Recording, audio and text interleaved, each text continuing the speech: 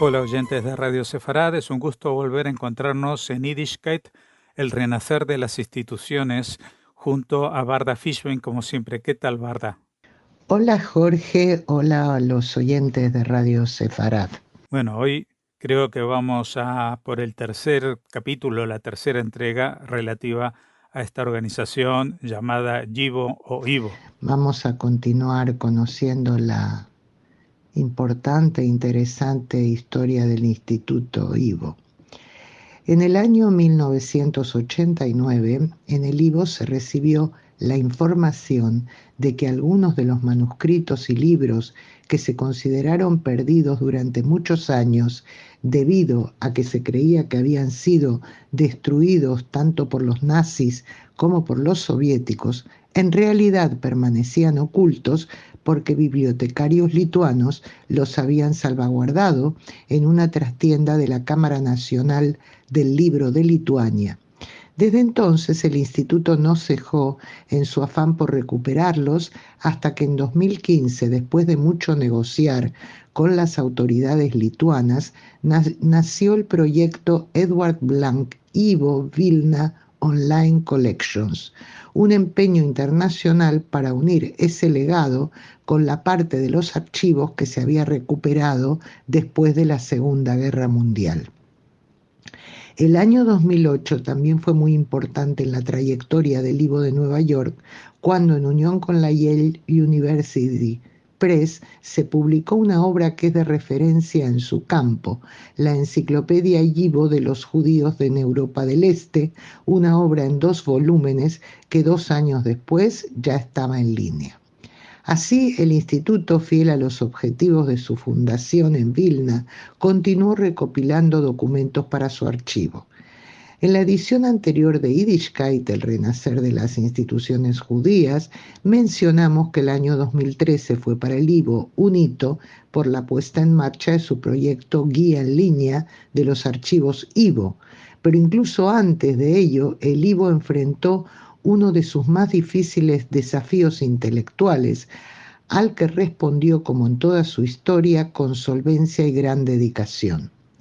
El importante autor en lengua yiddish, escritor, poeta y articulista Chaim Grade, nacido en Vilna y fallecido en Estados Unidos en el año 1982, había vivido con su esposa en un apartamento situado en una cooperativa de vivienda en el Bronx, en el que prácticamente no había espacio para albergar la importante biblioteca de libros y documentación que había acumulado el escritor a lo largo de su intensa vida intelectual y creativa.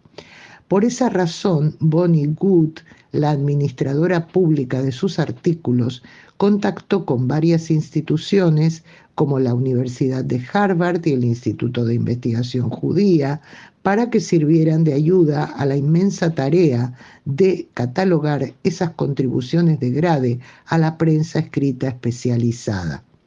El Ivo aceptó asistir en esa tarea y en el año 2010 los documentos a clasificar se trasladaron a su sede de Nueva York para emprender tan ingente labor.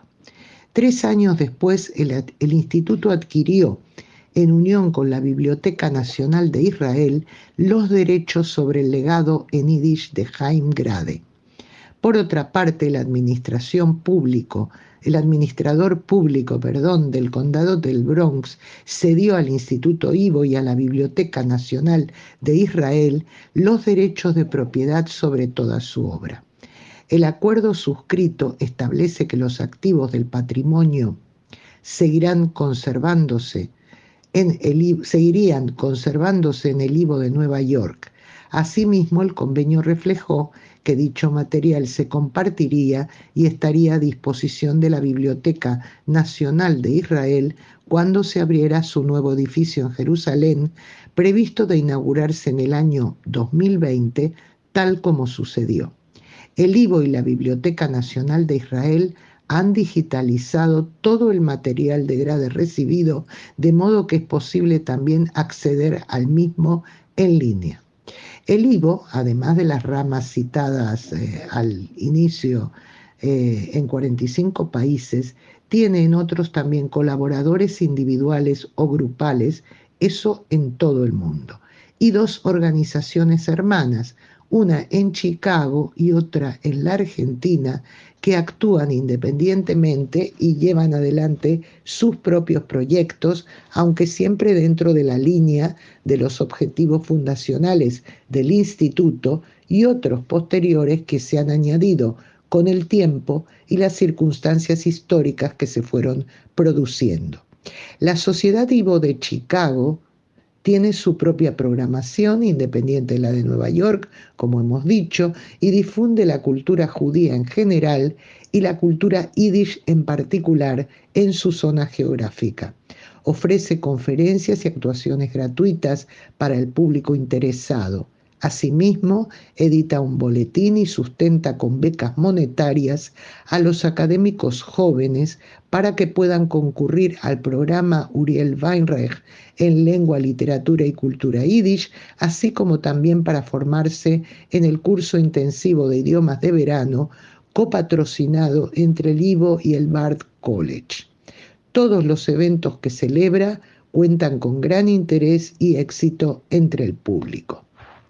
En Argentina se conoce al instituto como la Fundación Ivo, que nació en el año 1928. Su primera sede estaba en el edificio de la Asociación Mutual Israelita Argentina, conocida por sus siglas AMIA, que constituyó desde su creación el Centro Cultural de los Judíos Argentinos en Buenos Aires. Albergaba también un seminario de maestros hebreos, al cual tuve el privilegio de asistir, y otras instituciones relacionadas con la cultura y la historia judía. Por desgracia, esta sede de AMIA sufrió un atentado terrorista el día 18 de julio de 1994. A consecuencia del mismo murieron unas 100 personas, la mayoría trabajadores de las organizaciones judías con sede en el edificio, entre ellas el Ivo y otras que fueron destrozadas en dicho ataque, donde acabaron heridas o asesinadas, como hemos dicho, también personas que pasaron por delante de la calle donde estaba situado el edificio a la hora en que se produjo el atentado. Hay que subrayar que hasta el día de hoy no se han juzgado los hechos ni hallados los responsables. Desde el año 1935, la Fundación Ivo, con sede en Buenos Aires y en este sitio que hemos mencionado, tiene la más importante biblioteca especializada en cultura judía, con el mayor número de ejemplares sobre el tema de Argentina, en lo que se refiere a publicaciones. Su contenido en bibliografía se compone de 60.000 volúmenes con una extensa variedad temática, donde podemos hallar valiosos libros de interés artístico, histórico, etnográfico y literario. El volumen más antiguo es una verdadera joya del siglo XVIII, un Pentateuco, o Humesh en yiddish, publicado en la ciudad de Ámsterdam en el año 1714. Esta joya bibliográfica incluye frases manuscritas que revelan que perteneció a varias generaciones sucesivas de mujeres, ya que eran ellas las destinatarias de las publicaciones religiosas traducidas al yiddish. En esta biblioteca también es posible encontrar libros ilustrados de gran valor artístico o con tipografías especiales, mapas, libros de recuerdos o biografías de inmigrantes a este país. En cuanto a material histórico, lo más importante son los libros recuperados de la época de la Shoah, además de una hemeroteca compuesta de periódicos editados por diversas comunidades judías. No podían faltar tampoco los diccionarios y enciclopedias, tanto de tipo general como los especializados por temas. Por supuesto que en esta biblioteca hay ensayos históricos, libros de investigación sociológicas, memorias, ficción, dramaturgia y poesía. Mención aparte merecen los Iskerbücher, los libros recordatorios, en algunos casos en honor y tomando como sujetos de las obras a comunidades enteras de localidades de Europa del Este ya desaparecidas, sobre todo durante el Holocausto. Aunque gran parte de los contenidos de esta biblioteca es de obras en yiddish, ya que esta era la lengua de comunicación de la mayoría de inmigrantes judíos argentina, también atesora miles de libros en hebreo, polaco, inglés, francés, español y otras lenguas. Actualmente, al cabo de varias décadas, la institución ha vuelto a su programación anterior de investigación, publicaciones y programas públicos en una sede diferente a la de su fundación, por razones precisamente del atentado. Sus archivos y su biblioteca alojan cuantioso material imprescindible para la historia de los judíos latinoamericanos. Aunque a raíz del acto terrorista se perdieron muchos artículos especiales, algunos pudieron ser recuperados o reconstruidos. La memoria del atentado al que hemos hecho referencia se refleja en la institución a través de una exposición conmemorativa. En palabras del ex bibliotecario jefe de IVO Nueva York, Zachary Baker, que visitó el IVO en Buenos Aires en el año 1996, abro comillas, en la exposición se incluyen máquinas de escribir en yiddish que fueron aplastadas por el impacto de la explosión, un cajón de catálogos, también con tarjetas incluidas, que ha quedado deformado, y un reloj cuyas manecillas están detenidas a las 10 horas. En el suelo hay una losa de mármol negro que contiene una porción de la letra A de Amia rescatada de la fachada del edificio. Cierro comillas. Y precisamente las dos palabras de hoy las vamos a dedicar a Zachary M. Baker, quien hasta el año 2018 trabajó como curador emérito de las colecciones de judaica y hebraica de la familia Reinhardt en las bibliotecas de la Universidad de Stanford.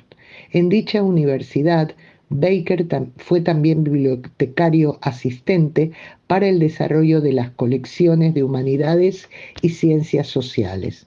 En su experiencia profesional anterior, había sido bibliotecario jefe del Instituto de Investigación Judía, el IVO de Nueva York, y también había colaborado con la Biblioteca Pública Judía de Montreal. Ha publicado varios trabajos en diversos campos de los estudios en yiddish.